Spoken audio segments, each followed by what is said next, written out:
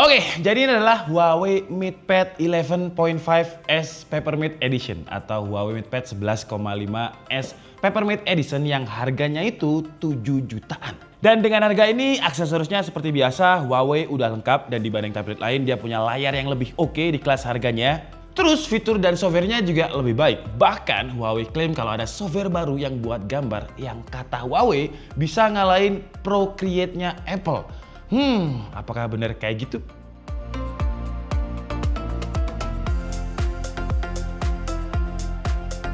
Di tahun 2024 ini, Huawei sering banget ngeluarin MatePad dengan Peppermint Edition. Tahun ini, Huawei memang gencar banget ya ngeluarin tablet atau Huawei MatePad yang Peppermint Edition. Udah 2 kali nih kita ngebahas yang Peppermint Edition. Dan ini bukan gimmick ya, kita udah pernah bikin video gimana Huawei MatePad yang Peppermint Edition kita bandingin dengan Screen Guard. Beda banget. Kalau kalian pengen nonton perbandingannya bisa lihat video kita tentang Peppermint Edition yang lain. Dan memang untuk Huawei Peppermint Edition yang ini, kalau harga 7 jutaan kita ngomongin price to performance, dia nggak ngejar itu sih. Dia lebih ngejar ke kenyamanan user. Gimana user bisa nyaman ketika pakai tabletnya. Jadi masalah-masalah dari tablet yang biasanya itu bikin capek, terus mata cepet ngantuk, nggak ada di Huawei Peppermint Edition ini. Karena sebagai user yang juga pakai tablet, biasanya masalahnya itu ada di 3 segmen. Ada masalah layar, kreativitas, dan juga aksesoris. Kita coba breakdown dulu masalah layar. Kalau misalnya kita pakai tablet yang entah itu OLED atau apapun, kalau dia nggak punya eye care, wah itu bikin kita cepet capek buat kerja. Terus kalau layarnya glossy juga kurang enak buat nulis atau gambar di tabletnya. Dan si Huawei Peppermint Edition ini udah punya sertifikasi kesehatan mata yang lengkap banget. Ada fitur anti glare, terus dari segi kualitas warna juga lebih baik dibandingkan layar yang third party screen protector aja. Bahkan Huawei klaim juga layarnya ini lebih baik dibandingkan Peppermint Edition yang sebelumnya. Feel nulis atau gambar di kertasnya dengan Peppermintnya ini juga feel-nya masih kerasa. Nantilah kita bahas detail tentang Peppermint Edition 2.0-nya ini. Sekarang kita bahas masalah yang kedua, soal kreativitas. Masalah kreativitas di sini biasanya itu aplikasinya ya terbatas lah. Atau ada aplikasi pro yang bagus banget tapi berbayar. Nah, Huawei dengan Peppermint Edition 2.0-nya ini bikin aplikasi baru yang katanya itu bisa menyaingi Apple Procreate. Namanya adalah Huawei GoPen yang easy to use dan enak buat gambar. Nanti kita breakdown ya. Sekarang kita masuk dulu ke masalah yang ketiga, masalah aksesoris. Seperti yang kalian lihat di sini di depan saya, Huawei aksesorisnya banyak banget lah. Ada mouse Bluetooth, terus juga ada pensilnya, terus ada keyboardnya juga. Dan ini udah include di harga 7 juta tadi. Kita nggak perlu beli lagi terpisah. Dan semua aksesorisnya ini bisa kita koneksikan pakai Neuralink yang diklaim koneksinya lebih cepat dan lebih stabil. Tapi untuk mouse-nya sih masih pakai Bluetooth ya. Dan fun fact, Huawei MatePad 11,5S ini adalah tablet pertama yang bisa koneksikan stylus dan juga keyboard dengan Neuralink secara bersamaan. Emang kalau kita ngomongin Huawei itu termasuk yang juara lah kalau kita ngomongin ekosistem. Secara software ekosistemnya bagus, sekarang secara hardware ekosistemnya juga dari tahun ke tahun ada inovasi. Tapi sebelum kita bahas itu, coba kita lihat dulu untuk desainnya, karena desainnya secara warna dia lebih cantik sekarang. Sebenarnya dia masih sama kayak generasi sebelumnya, pakai bahan aluminium, finishingnya matte juga, tapi matte-nya ini nggak begitu gampang ngecap sama fingerprint. Bodi dari tabletnya juga cukup ramping dengan ketebalan cuma 6,35 mm, beratnya di 515 gram. Kalau tabletnya aja tanpa keyboard. Ya masih mirip-mirip lah kayak generasi sebelumnya. Untuk warnanya dia ada 2, space gray dan juga violet. Yang kita bahas ini yang violet. Kalau yang dulu itu ada warna white dan juga black. Warna blacknya udah ditinggalin sekarang ya. Tinggal disesuaikan aja warna mana yang kalian suka. Tampak depan bezel dari layarnya ini juga lumayan tipis untuk tablet di kelas harga 7 jutaan. Dan seperti biasa di bagian atasnya ada kamera yang nanti kita bahas. Sekarang kita bahas dulu untuk layarnya yang diklaim Huawei lebih baik dibandingkan tablet lain di kelas harganya. Jadi untuk layarnya ini dia pakai resolusi 2,8K ya, bukan Full HD+, aspek rasionya ada di 3:2, brightness-nya diklaim bisa sampai 500 nits, memang nggak setinggi smartphone yang bisa sampai 800 bahkan 1000 nits, tapi untuk tablet segede ini 11,5, 500 nits digunakan di outdoor masih nggak masalah. Apalagi ini udah ada anti glare dan juga Peppermint Edition. Untuk refresh rate dia ada di 144Hz, bisa adaptif loh ya, dari 30 ke 144Hz, jadi bukan 60, 120, 144, jadi bisa turun lagi. Terus dia juga punya 120 100% DCI P3 dan sesuai namanya ukuran layarnya ini 11,5 inch dan pakai Peppermint. Kita udah pernah ngebahas Peppermint 1.0 atau generasi sebelumnya. Nah ini beda lagi 2.0. Apa aja yang di-upgrade dari seri Peppermint-nya ini? Sebenarnya Peppermint-nya ini masih mempertahankan anti-glare dan juga low reflection kayak generasi sebelumnya. Buat yang belum tahu, jadi layar Huawei Peppermint Edition ini beda lah dibandingkan dengan layar glossy pada umumnya. Dan Peppermint-nya ini bukan hanya sekedar kertas yang ditempelin ya, tapi bener-bener diracik dan juga dibuat sama Huawei khusus untuk Peppermint Edition-nya ini. Jadi layarnya ini bakalan minim pantulan karena kadang kalau misalkan kita otak-atik tablet itu kan ada pantulan wajah kita, kalau kayak gini juga ada pantulan dari cahaya. Ini coba kalian lihat, saya pantulkan langsung ke cahaya, nggak ada refleks sama sekali. Terus layar Peppermint Huawei ini juga memiliki efek anti-glare yang lebih baik dan lebih tahan goresan. Untuk detailnya bisa kalian lihat aja di tabel perbandingan ini. Kita pun juga udah pernah membedakan antara Huawei Peppermint Edition dan juga Huawei yang non Peppermint. Itu terlihat banget sih refleksinya. Mungkin editor di pop up aja ya perbandingannya biar penonton bisa tahu. Nah, update-nya di Peppermint 2.0 ini dia diimprove warnanya jadi lebih vivid. Kalau di Peppermint yang dulu kan banyak yang komplain soal warna ya. Katanya agak pudar dan kurang tajam, pixelated. Nah, di Peppermint 2.0 ini diperbaiki biar kualitas warnanya lebih vivid dan lebih tajam. Lebih baik lah kalau dibandingkan layar Peppermint yang sebelumnya. Dan dari real pengalaman saya sih memang iya sih ya. Yang sebelumnya itu kayak warnanya itu kayak ada TN-nya gitu. Kalau ini udah oke banget. Dan soal keamanan, kenyamanan mata dan juga otak, Huawei ini bukan hanya sekedar kayak gimmick, oh ini loh tablet kita itu buat mata bagus. Tapi sudah ada sertifikasinya. Sertifikasinya ini banyak mulai dari low blue light filter, terus TÜV Rheinland dan ya inilah sertifikasinya banyak banget, kalian baca sendiri aja. Jadi manfaat layar Peppermint 2.0 ini ya semisal kita buat nonton, kerja atau belajar dalam waktu lama, kita nggak perlu khawatir mata kita cepet capek atau otak kita cepet penat. Jadi manfaatnya si Huawei Peppermint 2.0 dengan semua sertifikasinya tadi, karena kadang kalau misalkan kita kerja terlalu lama terus radiasi dari layar, itu bikin mata kalau nggak gatel, cepet ngantuk, terus juga pusing. Nah, dengan sertifikasi itu tadi bisa menjaga kita agar tetap produktif karena kita bakalan tetap bisa kerja lama dengan menatap layar dari Huawei Peppermint Edition yang baru ini. Kalau kita lihat Apple aja, baru-baru ini dia memperkenalkan layar anti-glare buat iPad Pro yang harganya itu bisa 20-30 juta. Sedangkan Huawei harganya 7 juta dan kita juga udah bisa menikmati layar anti-glare. Dan bisa dibilang untuk tablet, Huawei termasuk pelopor lah. Tablet yang selalu mempromosikan tentang anti-glare. Selalu bikin tentang anti-glare. Terus yang saya lebih suka lagi kalau kita pakai stylusnya, kita gunakan untuk gambar. Wih, suaranya itu coba kalian dengerin ya. Tuh, ini nggak ada kayak efek soundnya atau apapun, bener-bener pertemuan antara tipnya si stylus dan juga layar, dan suaranya itu udah mirip banget sama kertas. Lanjut, sekarang kita bahas soal aksesorisnya. Untuk harga 7 juta di masa launchingnya itu kalian udah dapat semuanya ini. Jadi ada tablet, ada Bluetooth mouse, ada stylus, ada keyboard. Yang stylus dan keyboardnya ini terkoneksi dengan Neuralink yang lebih cepat koneksinya. Jadi buat yang belum tahu, Neuralink ini sebenarnya ya sama ya, koneksi wireless kayak Bluetooth dan juga Wi-Fi, tapi dia lebih efisien dan lebih stabil.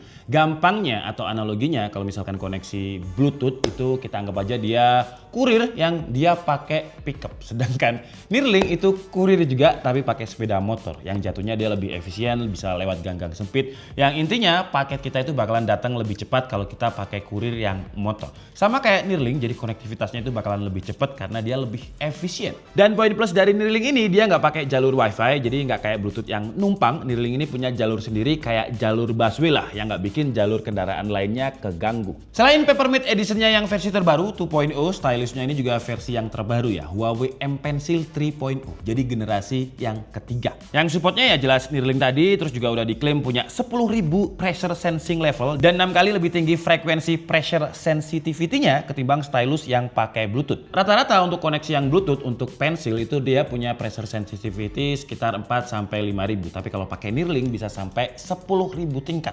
Yang intinya kalau kalian bingung dengan berapa tingkat ini, ya intinya kalau misalkan kita gambar tipis, dia bakalan tipis. Kalau kita tahan, gambarnya bakalan tebel. Ya kayak nulis di kertas. Dan di dalam paket pembeliannya kita itu dapat tip atau ujung stylus dua ya. Ada yang bening, ada yang putih. Tapi kalau saya sih suka yang putih ya. Karena yang putih ini kayak gripnya lebih dapet aja. Terus buat gambar juga lebih enak tip yang putih. Kalau untuk Neuralink keyboardnya ini dia juga lebih baik ketimbang sebelumnya karena dia bisa dipakai untuk beberapa mode. Contohnya kayak mode laptop kayak gini, atau kalau misalkan kalian pakai mode terpisah kayak gini, kalian mau keyboardnya taruh di sini juga bisa. Dan enaknya karena Neuralink ini koneksinya itu bisa always on. Jadi pas keyboardnya dicabut atau dipasang lagi di tablet langsung terkoneksi tanpa harus nunggu kayak Bluetooth biasanya. Untuk feel keyboardnya saya suka karena dia ini tipis sebenarnya ya, secara dimensi cuma segini aja, dan biasanya untuk keyboard eksternal yang tipis, feel tactile-nya, travel distance-nya itu kurang. Tapi ini feel-nya, coba kalian dengerin. Tuh, udah kerasa premium. Ukuran keycapnya juga lumayan lebar-lebar untuk jari saya yang juga lumayan gede. Terus dia juga koneksinya, latensinya rendah berkat Neuralink-nya tadi. Masalah kesehatan udah, masalah aksesoris sudah, sekarang kita bahas masalah kreativitas tadi ya. Solusinya Huawei ngasih kita aplikasi yang namanya Huawei Go Pen, dan ini free ya, nggak berbayar. Kalau menurut saya untuk user yang baru pakai Huawei Go Pen, saya cukup terkesan lah dengan Huawei karena dia bikin Go Pen-nya ini user friendly. Saya termasuk orang yang nggak bisa gambar, tapi di Huawei Go Pen ini udah disediain tutorialnya dari berbagai segmen. Kalau saya sih pilihnya yang beginner karena saya gambar di kertas aja jelek, apalagi gambar di tablet. Dan di situ ada 4 pilihan tutorial, jadi kalian bisa pilih kalian mau tutorial yang mana. Terus untuk UI-nya sama kayak aplikasi gambar pada umumnya, di sini juga disediain beberapa pilihan ukuran kanvas yang nanti bakal kita pakai buat gambar, dan kanvasnya ini juga bisa kita custom, entah ukuran pattern atau color settingnya sesuai kebutuhan kita. Kanvasnya juga ada yang ala kertas gini, jadi gambar kita hasilnya seolah-olah itu kayak di kertas beneran. Terus opsi brushnya juga macam-macam. Ada brush buat sketching, painting, watercolor, oil paint, dan banyak lagi. Bahkan ada juga brush artistik kayak gambar daun, salju, awan, dan semacamnya. Ya semisal kita mau gambar daun, kita nggak perlu gambar daunnya satu-satu. Tinggal pilih yang brush foliage, sekali tap udah bisa jadi daun-daun. Untuk brushnya ini juga bisa kita simpen sebagai template. Jadi kalau misalkan kalian nggak mau gambar daun, mungkin rumput, ya gambar aja rumput, terus save preset. Terus nanti kalau misalkan mau gambar rumput, tinggal dijadiin brush aja rumputnya. Dan kalau kita mau ngatur ukuran dan tingkat transparannya, itu bisa langsung kita aja saja di sebelah kirinya sini. Di Go Pen ini juga ada fitur shape and curve correction yang sama kayak di Huawei Note. Jadi misal kita mau buat lingkaran nih, dan kadang kan kalau kita gambar sendiri kan suka nggak simetris ya. Nah maka itu Huawei ngasih fitur ini biar gambarnya jadi simetris secara auto, kayak auto keystone kalau di proyektor. Nggak cuma itu, kita juga bisa transform, semisal kurang miring atau kurang melengkung masih bisa kita atur lagi. Jadi gambar tapi ada kayak fitur-fitur cheatnya lah. Pilihan warnanya juga banyak banget di aplikasi Go Pen ini, bisa dari format palette, bisa dari format ring atau color cardnya, dan kita juga bisa drag and drop buat ngewarnainnya. Di Go Pen ini juga disediain selection tool. Selection tool ini fungsinya sama kayak lasso tool. Jadi kalau misal kita mau mindahin letak dari salah satu gambar, kita tinggal pakai selection tool ini. Gak cuma bisa buat mindahin aja sih, bisa ngehapus, fill color, atau copy layer juga bisa. Terus ada lagi fitur multiple layer. Wah, banyak sih aplikasi Go Pen ini fiturnya. Jadi buat kalian yang sering main layer harusnya paham lah, sama kayak di Photoshop yang fungsinya buat memudahkan pengaturan susunan atau komposisi objek sesuai keinginan. Bahkan untuk layer ini Go Pen support sampai 532 layer buat gambar resolusi 2K dan 241 layer buat gambar resolusi 4K. Ini diklaim Huawei 15% lebih banyak susunan layernya ketimbang Procreate-nya Apple. Terus juga ada Symmetry Tool yang fungsinya buat mempermudah kita ngegambar pada dua sisi biar kelihatan sama atau simetris. Fitur-fitur lain dari Go Pen ini sebenarnya masih banyak, tapi kita bahas yang menurut saya penting aja ya. Kayak Image Import ya, buat import gambar yang mau kita edit, mau kita masukin ke project kita. Ada time lapse, jadi kayak screen record gitu tapi ntar dibikin time lapse. Dan ada juga fitur Insert Reference. Misal kita barusan dapat referensi gambar dan kita mau nyontoh gambarnya, kita tinggal import gambarannya di bagian reference dan bakal dimunculin di sini. Jadi kita bisa nyontoh tanpa harus keluar dari tab Go Pen-nya.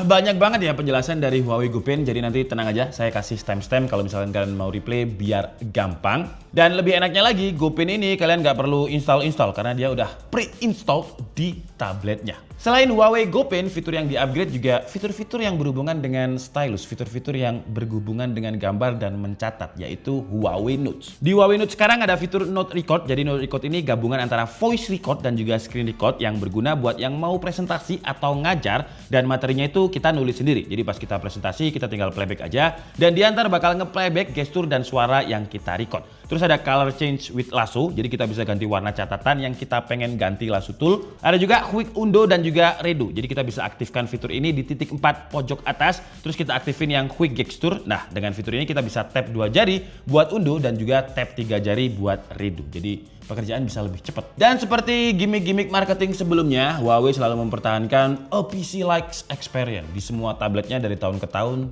selalu ada a PC-like experience. Jadi fitur-fitur kayak aplikasi WPS Office 2.0-nya juga masih disediain. Di sini pre-install gratis juga. Hampir semua fitur Office PC ada di sini kayak pivot table, custom margin, print dan lain-lain yang masih sama lah kayak yang pernah kita bahas. Terus juga ada multi Windows juga yang bisa kita pakai buat buka beberapa aplikasi berbeda dan Windows-nya juga bisa kita resize buat mempermudah multitasking. Ada fitur Super Hub juga yang bisa kita buat clipboard yang fungsinya mempermudah kita buat masukin gambar teks ke PowerPoint, notes, dokumen, dan lain-lain. Buat yang di rumahnya punya monitor yang mungkin ya karena kerja di layar 11,5 itu kan kadang ya pengen yang lebih gede ya.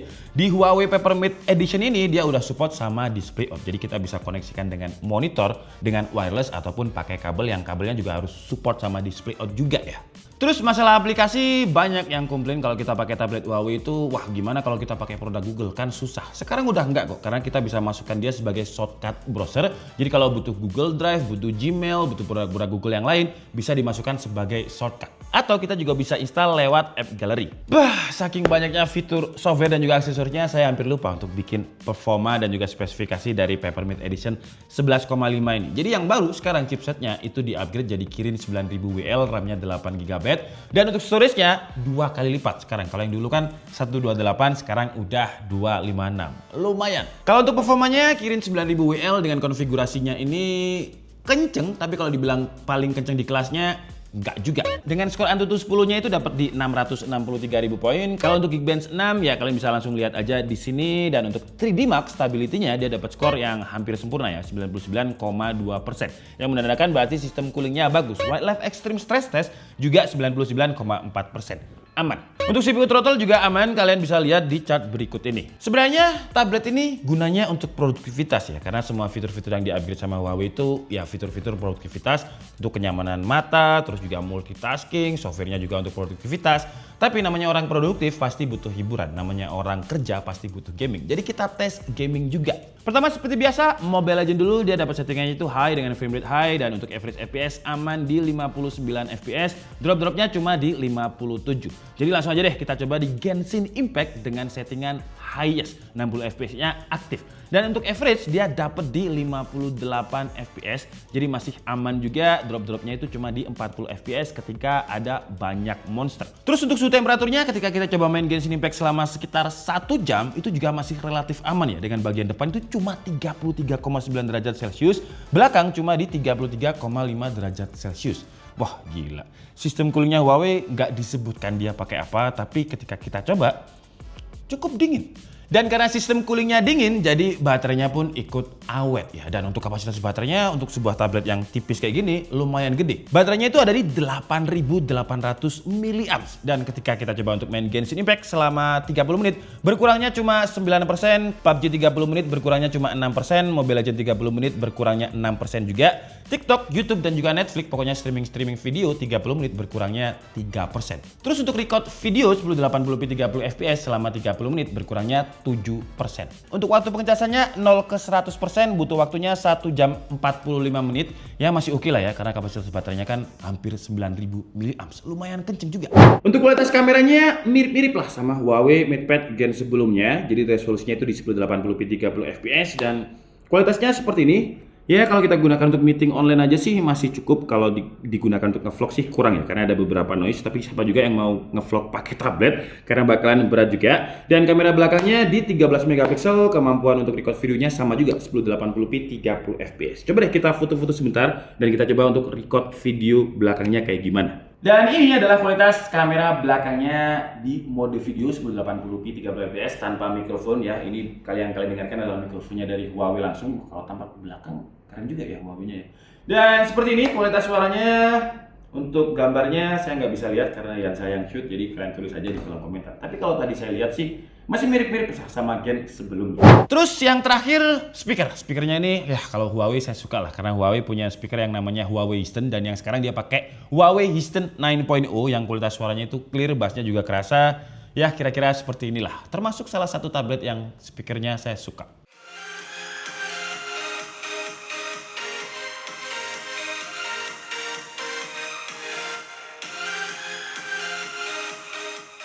Oke lah, jadi mungkin cukup segitu aja review dari Huawei MatePad 11,5S Peppermint Edition yang harganya tetap sama kayak gen sebelumnya 7 juta tapi upgrade-nya lumayan banyak. Kesimpulannya, kalau kalian nyarinya tablet buat alternatif laptop yang fitur-fiturnya udah kayak a PC-like experience, terus aman buat mata, enak buat hiburan kayak nonton film, ngegame dan lain-lain, terus enak buat kerja. Terus kalau kalian cari tablet yang enak buat gambar tapi layarnya tetap bisa vivid, ya Huawei Peppermint Edition ini bisa jadi referensi yang menarik. Apalagi buat kalian yang suka ngegambar, aksesoris-aksesorisnya ini Huawei kan udah sangat GGWP ya di bidang ekosistem software. Nah sekarang sama Huawei diinovasi lagi di bagian hardware-nya. Jadi untuk keyboard dan juga stylusnya ini udah support sama Neuralink-nya tadi. Terus ada Huawei GoPen yang diklaim bisa lebih baik dari Huawei Procreate terutama di bagian susunan layer tadi. Tapi saran saya buat Huawei, ya memang harganya masih mirip ya 7 juta sama gen sebelumnya. Tapi biasanya kan gen yang paling baru itu ya harus ada peningkatan performa lah. Ini memang chipsetnya beda, pakai Kirin 9000WL. Kalau yang kemarin pakai Snapdragon 7 Gen 1. Tapi masalahnya performanya itu masih mirip-mirip. Meskipun beda chipset. Terus di bagian kameranya juga masih sama kayak generasi sebelumnya, nggak ada upgrade. Terus mungkin yang bisa ditingkatin lagi bezelnya sih. Bezelnya sebenarnya udah lumayan tipis. Tapi sama gen sebelumnya itu juga masih sama. Dan untuk pre-order dari Huawei MatePad 11,5S Peppermint Edition ini dengan harga 7 juta kalian dapat semua aksesorisnya ini di tanggal 25 Juni. Kalau misalkan PO-nya udah hilang apakah dapat aksesoris? Kayaknya enggak deh. Jadi pastikan aja catat tanggal launchingnya biar kalian bisa dapat aksesoris yang selengkap ini. Untuk link pembeliannya nanti akan saya taruh di kolom deskripsi. Saya Nika Budi and see you on the next video. Bye bye.